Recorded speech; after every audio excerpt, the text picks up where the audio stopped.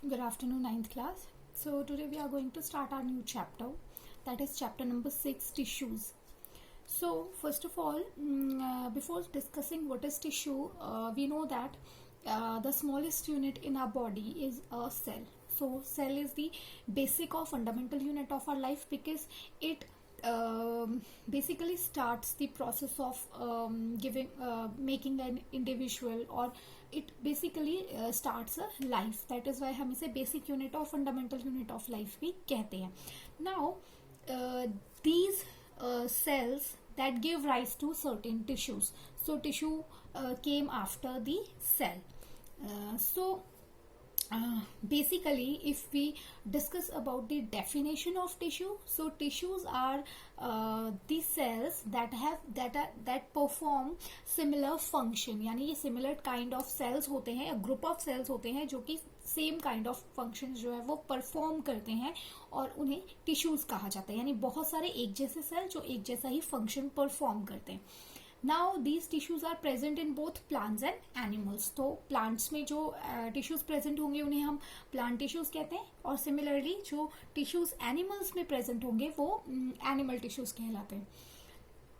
Now these animal tissues और plant tissues जो होते हैं ये since they are present in different bodies, तो वो डिफरेंट तरह के होंगे. जो प्लांट टिश्यूज होंगे वो अलग तरह के होंगे because plants are different from animals, and vice versa कि सिमिलरली जो एनिमल टिश्यूज होंगे they are different, totally different from plant tissues because plants की जो फिजिक होती है, उनकी जो हैबिटेट होता है, उनकी फूड हैबिट्स होती हैं, वो सारी जो होती है वो प्लांट से अलग होती है.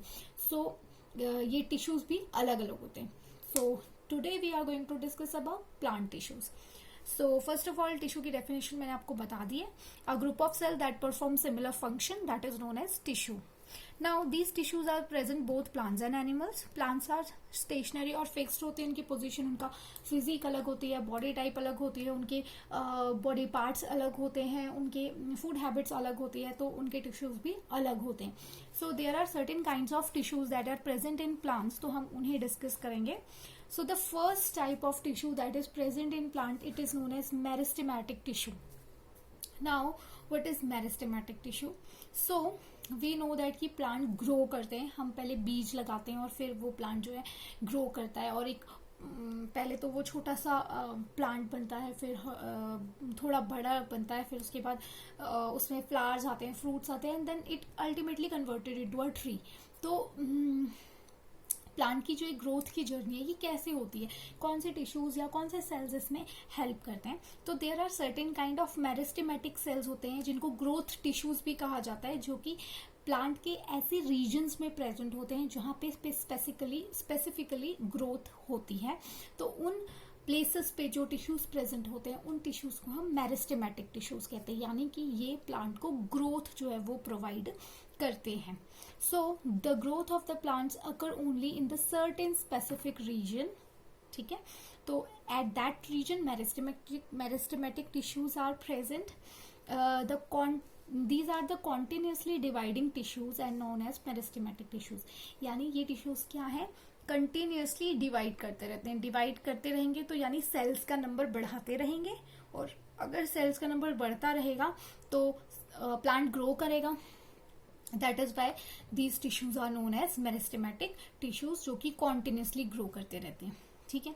नाउ अकॉर्डिंग टू द, मैंने जैसे बताया आपको कि सर्टेन स्पेसिफिक रीजन में जो है प्लांट की ग्रोथ डिपेंड करती है, तो यानी उन रीजन्स में ही ये मेरिस्टेमेटिक टिश्यूज प्रेजेंट होते होंगे. तो according to the region there are different kind of meristematic tissues. So the first is apical meristem. यानी the apical meristem is present at the growing tip of stem root and increase the length of the stem. जो apical meristem है हमारा, ये growing tip यानी कि tip पे, plant की tip पे प्रेजेंट होता है, like the tip of stem, tip of root. ठीक है, और इनकी ये किस चीज में हेल्प करता है, ये उसकी लंबाई बढ़ाने में, लेंथ बढ़ाने में हेल्प करता है. For example, this is the diagram, this is the apical part of the plant that is stem का एपिकल पार्ट है, वैसे ही रूट का भी एपिकल पार्ट जो होता है वहां पे this region is known as the apical part and the tissues that are present in this region they are known as apical meristem. तो इस जो टिप रीजन्स में जो भी टिश्यूज प्रेजेंट होते हैं वो बेसिकली इसकी लेंथ इंक्रीज करने में हेल्प करते हैं और ऐसे टिश्यूज को हम एपिकल मेरिस्टम कहते हैं। After apical meristem, the second type of meristematic tissue is lateral meristem. Now, the lateral meristem tissues are present in the lateral sides of plant. The girth of the stem and the root increases due to the lateral meristem. यानी कि जो lateral meristematic tissues होते हैं वो plant की side में present होते हैं, तो वो उसकी बेसिकली चौड़ाई जो होती है, प्लांट की जो चौड़ाई या मोटाई होती है उसको बढ़ाने में, या फिर रूट भी जो होती है उसकी चौड़ाई को इंक्रीज करने में हेल्प करता है। Let this understand with the help of a diagram. So in this diagram you can see that ये लेटरल साइड पे जहां पे ये दो पैरेलल लाइंस मैंने लगाई हैं, these are the point where the lateral meristems are present. तो ये क्या करते हैं, प्लांट की जो चौड़ाई है उसको इंक्रीज करने में हेल्प करते हैं। एंड सिमिलरली वो रूट्स में भी ऐसे ही प्रेजेंट होते हैं और रूट्स की भी चौड़ाई को बढ़ाने में जो है वो हेल्प करते हैं। तो जो एपिकल थे वो लंबाई बढ़ाते हैं, लेटरल क्या करते हैं, उसकी चौड़ाई को बढ़ाने में हेल्प करते हैं। And the last type of meristem tissue that we have is intercalary meristem. The intercalary meristem is at the base of leaves and internodes on the twigs. इसको भी हम डायग्राम के मेथड से समझते हैं। So the intercalary meristem is this position, यानी कि जो आपके ब्रांच ग्रो हो रही है उसके बीच में ये प्रेजेंट होता है और ये क्या करता है, न्यू ब्रांच ग्रोज करने में या फिर टिप को गर्थ देने में, या बर्ड्स जो बनती है बड फॉर्मेशन जो होती है उसमें जो है ये हेल्प करता है। तो ये तीन टाइप के मेरिस्टम टिश्यूज हमारे पास प्रेजेंट होते हैं। First is apical, second is lateral and the third is intercalary. Now these tissues are very active and have dense cytoplasm, thin cellulose walls and prominent nuclei। यानी कि जो cells होते हैं, tissues होते हैं, ये कैसे होते हैं, एक्टिव, बहुत ज्यादा एक्टिव होते हैं, मतलब फटाफट डिवाइड करते हैं और इनका सेल्यूलोज थिन होता है, साइटोप्लाज्म होता है इनके पास बहुत सारा और प्रोमिनेंट न्यूक्लियाई इनके होते हैं।